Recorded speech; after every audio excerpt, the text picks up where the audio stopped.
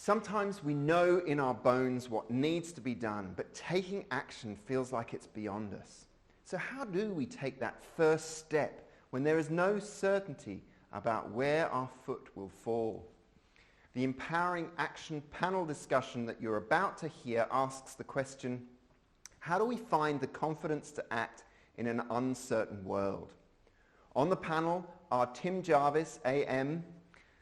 He's a filmmaker, adventurer, explorer, and ambassador to the World Wildlife Fund. He's also currently running a reforestry project in South Australia. We have Cheryl Chen. She's an Obama leader and Director of Corporate Responsibility and Sustainability at S&P Global. Thank you so much, Will. So today our topic of conversation is going to be all about empowering action. And what that means is how does one find the confidence to act in an uncertain world? So this is going to be the theme of our discussion today. And a very warm welcome to each of our panelists. We have Cheryl Chen, we have Tim Jarvis, we have Damien Mander, and we have Eddie Game. So we're going to start off with talking to Cheryl. So Cheryl, we're talking about empowering action. So what do you think the corporate world could do to help empower action? Thank you, Jacqueline. There are actually many heartening signs in the corporate world. We really see a transformative shift from corporate social responsibility, CSR, that has roots in the 1970s and more formally in the 2000s with the UN Global Compact and the 10 Principles, to now there has been a substantial pivot and shift to corporate sustainability, or more broadly ESG, environmental, social, and governance practices and performance. In almost every other webinar and call and meeting that I'm in, there is ESG. And to frame it more broadly, CSR is about how money is given away, but ESG is more about how money is made. And ESG has gained so much momentum in the last 10 years and 5 years. We have, TCFD, Task Force for Climate-Related Financial Disclosures, that encourage entities to disclose climate-related financial disclosures. We have UNPRI, UN Principles for Responsible Investments, that encourage signatories to commit to principles for responsible investing, including ESG assessments, and SBTI, Science-Based Targets Initiative, in encouraging entities to set a target to keep global temperature increases within 1.5 degrees of pre-industrial levels. Just to illustrate the number and the scale, in UNPRI, now it has over 3,000 signatories. There was a doubling on doubling. And these 3,000 signatories and 500 asset owners now represent US 100 trillion. Thank you so much, Cheryl. I think it's so encouraging to see that shift from shareholder to stakeholder, and it's accelerating, so it's very exciting. Thanks for sharing. So we also have Tim Jarvis as one of our panelists. So Tim is a Vice President of the Fauna and Flora International. Tim's childhood love of the outdoors has led his career as an environmental scientist and in leading expeditions to some of the world's most remote places. Tim, I'm intrigued. So after all your years of working in conservation and sustainability, would you say you are now optimistic or pessimistic about our collective environmental future? Well, that's a very interesting question. And I mean, I think probably the answer is both. I mean, I think there's a pessimism related to the fact that, we're still, I guess, on the wrong trajectory, or at least the world we are in is continuing to lose biodiversity at a very fast rate. And I know Damien will speak to that theme, and probably Eddie also. And, we have a Paris Agreement signed in December 2015, which legally binds all the world's countries to trying to limit climate change to 1.5 degrees at worst case scenario, worst case scenario 2.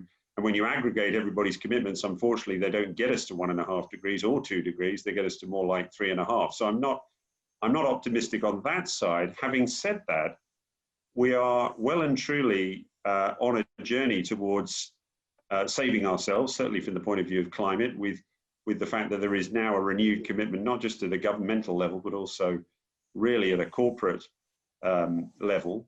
And the other good news is that things like renewable energy, which don't represent a complete panacea for solving something like climate change, but if we can get our energy mix from renewables rather than fossil fuels, it'll solve maybe a third of the problem, at least in terms of emissions that contribute to climate change. And the good news is it's just cheaper than the fossil fuel alternatives. So that's something to be extremely optimistic about. Thanks so much for that, Tim. So we also have Damien joining us from Zimbabwe. So Damien is an Iraq war veteran who served as a naval clearance diver and special operations sniper for the Australian Defence Force. So in 2009, whilst travelling through Africa, Damien was inspired by the work of rangers and the plight of wildlife. So Damien is the founder and CEO of the Anti-Poaching Foundation and has helped protect over 20 million acres of African wilderness. So the scale and complexity of wildlife trade, like most conservation issues, Damien, it must be pretty daunting, not dissimilar to modern warfare. So how do you deal with this and stay motivated? Is that your dog in the back there, Jacqueline? Yeah. He wants to be part of the show. Look, I mean, again, this in itself is an element of conservation. The fight against illegal wildlife trade is something that's fought on many levels, from the end consumer market and demand reduction in Asia right through to illegal wildlife trafficking routes, international crime syndicates, and then right down to ground level here. Our work involves primarily taking over areas that would otherwise be lost, former nature areas that have been on the verge of being consumed by society or agriculture, and rewilding those areas over a period of the shortest contract we have with local communities is 20 years. The longest we have is 45 years. And in a conservation standpoint, for me, I think that the lost causes are the ones best worth fighting for. We're at a situation that we're getting more and more momentum around what E.O. Wilson first coined as half Earth, where we have to set aside 50% of the planet for nature in order for us to stop our acceleration into the sixth mass great extinction. We currently have about 17% of the Earth's surface set aside for nature. So for us, holding on to things that would otherwise be lost is critical in what we do as an organisation. Interestingly, the way we do it, we run the only network of nature reserves in the world to be protected and managed by women. It shifts the entire dynamics of conservation. We put women's empowerment at the centre of our strategy. It gives us the greatest traction in community development, and conservation became the byproduct of that formula. So it's not just about conservation, it's about rural development, it's about building these communities, it's about creating education opportunities in these areas and essentially helping to uplift regions. Damien, I can't help it. I'm going to go off script for a second. What difference does it make that it's women? I mean, a number of, I entered conservation at the beginning of what was termed the Rhino Wars, and we saw an increasing militarization of conservation. Interestingly enough, just as I was leaving Iraq and coming into this environment, and it's not a good month to be a part of former Australian Special Operations.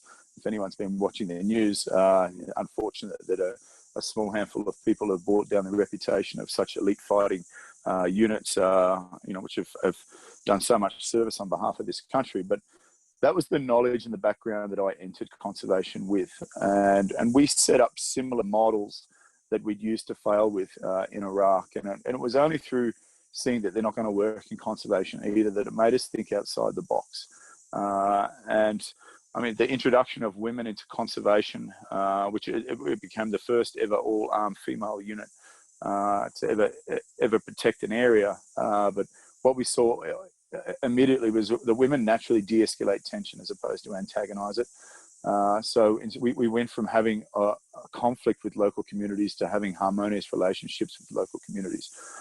We haven't seen a single incidence of corruption in a country that Zimbabwe that ranks 160 out of 175 countries on the Global Corruption Index. Being able to remove corruption from anything we do already brings us halfway home to what it is we're trying to achieve. So that dynamic in itself also allows us to continue employing women from the local community as opposed to employing men from around the country to avoid collusion from people they may have grown up with. It turns the largest line item in our budgets, which is range of salaries, into a direct community investment. And I suppose the third component is women are fantastic at collecting information, and that for us, it helps us to achieve our goal of being able to protect these areas. I mean, we essentially came into a small landlocked country in sub-Saharan Africa on a continent that's had a 700% increase in armed conflict in the last decade, in an industry that's becoming increasingly antagonized with local indigenous communities. And all we did was swap men for women. We completely de-escalated tension. We brought conservation of communities together. We cut our core operating costs by 2/3. And we've become more successful than ever at our core business of conservation. Now, if that's possible here in Zimbabwe, what's possible beyond this country and beyond this industry? Thank you so much for sharing that, Damien. As a woman hearing that, I feel a real celebration. We also have Eddie Game with us, who's based in Australia, and Eddie is the lead scientist for Nature Conservancy's Asia Pacific region. I'm personally fascinated about how you've been counting things that are particularly difficult to count, and that's remained a real theme of your work. So why have you seen counting as so important for conservation? So yeah, it sounds like the sort of thing a scientist would say, doesn't it? So I started my career counting Patagonian toothfish, which live a kilometre under some of the coldest, roughest, ugliest seas you can imagine, thousands of kilometres from land, and yet catching them is big business.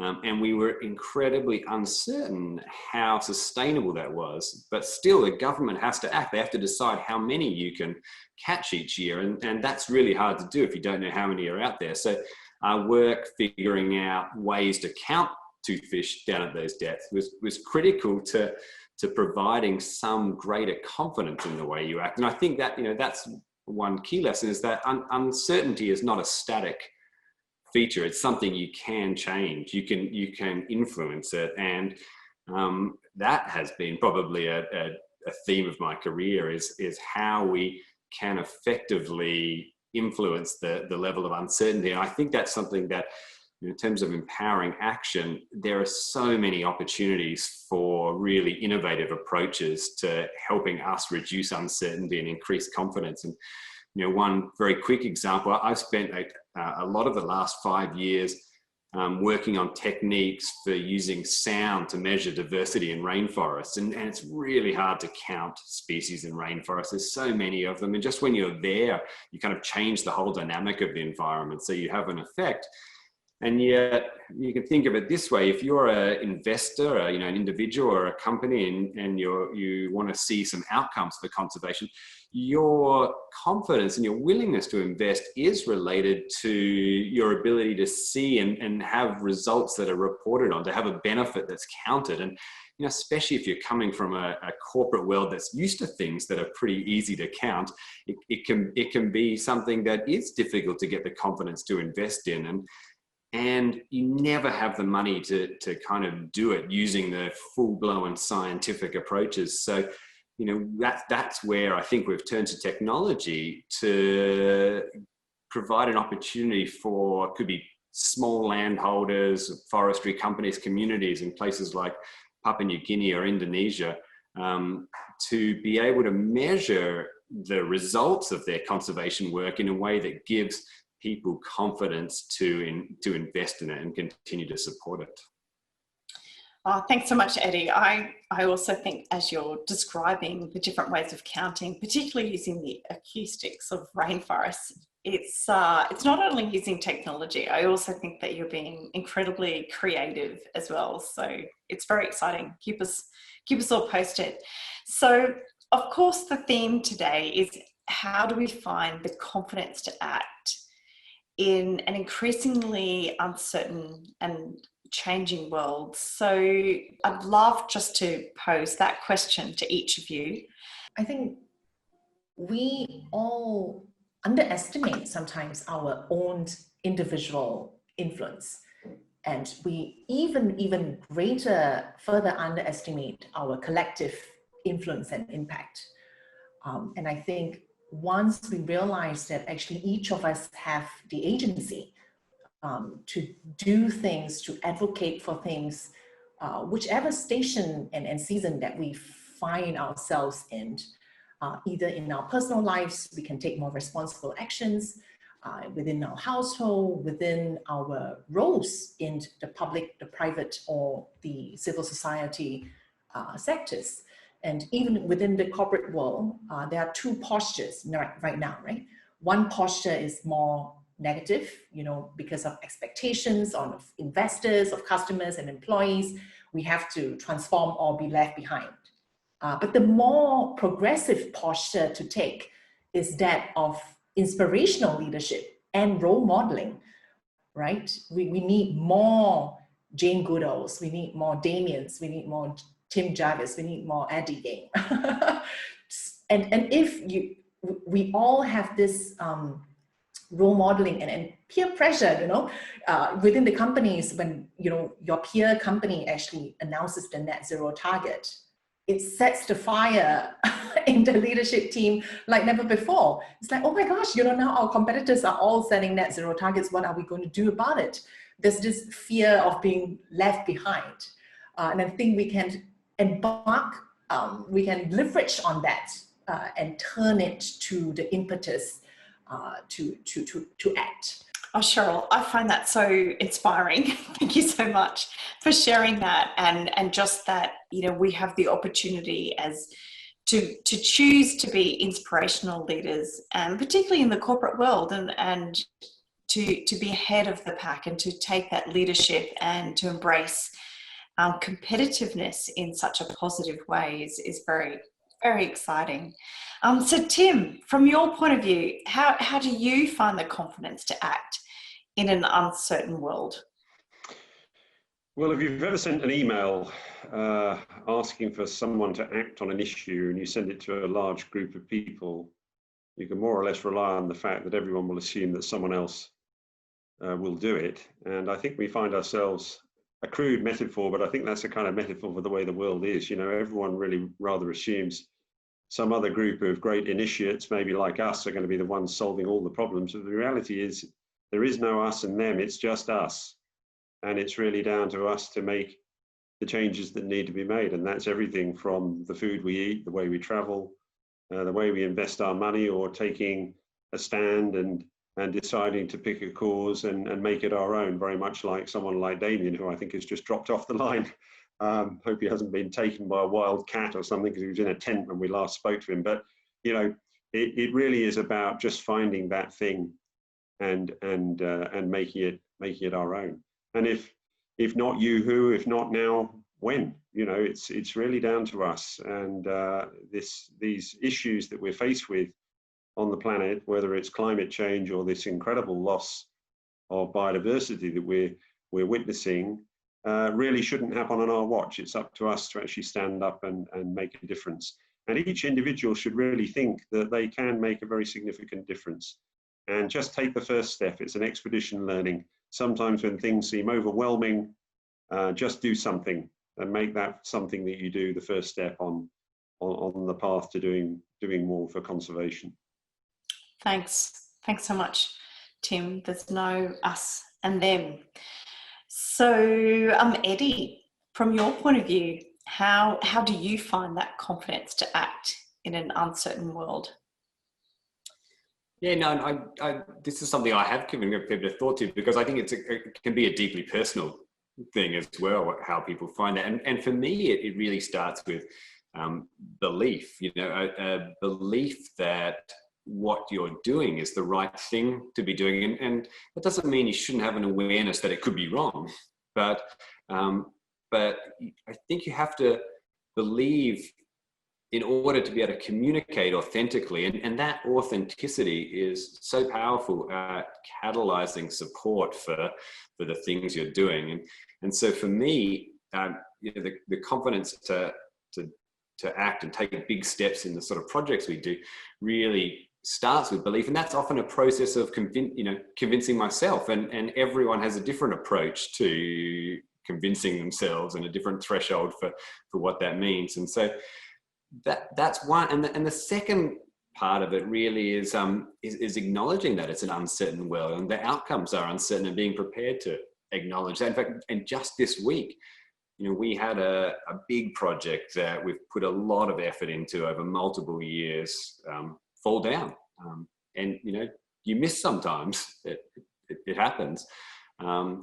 And after the kind of initial disappointment of that, one of the things that came to mind was this quote that I'm sure it's variously attributed to a famous sports person in whatever particular code you follow, that you miss 100% of the time you don't take a shot.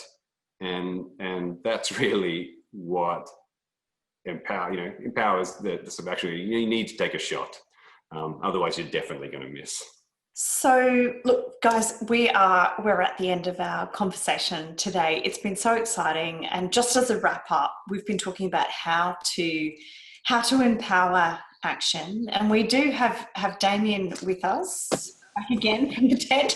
So Damien, I will just ground you with us just for a second as we're about to wrap up. We've just been asking everybody, from everything you've heard, if looking at it from a personal perspective, because we're all sharing our personal experiences here, how do you personally find the confidence to act, to take that action, to make that difference in an uncertain world? Yeah, thanks for having me back. Sorry for dropping out there. The joys of Zimbabwean internet. Yeah, look, for me, it was always just a matter of having an objective and taking a leap. And the confidence will catch up, and then the confidence actually builds for you to take the next leap. And then, and then it just sort of, I know they keep leapfrogging each other. But I mean, for me, beyond confidence, there was always perseverance. And sometimes taking that leap when there's zero confidence, I think, is the only way forward. And at least that's just the way I operate. And it's, I mean, above everything else in life, it's been perseverance and determination that have got me through whatever it is I've been trying to do. Sometimes I'm absolutely shit scared. And, I think that's the beauty of it as well. You come out much more resilient on the other side. Exciting. So that is the wrap up from how to empower action from 4 dynamic and diverse people from around the world today. So thank you all for joining us for Together in Action.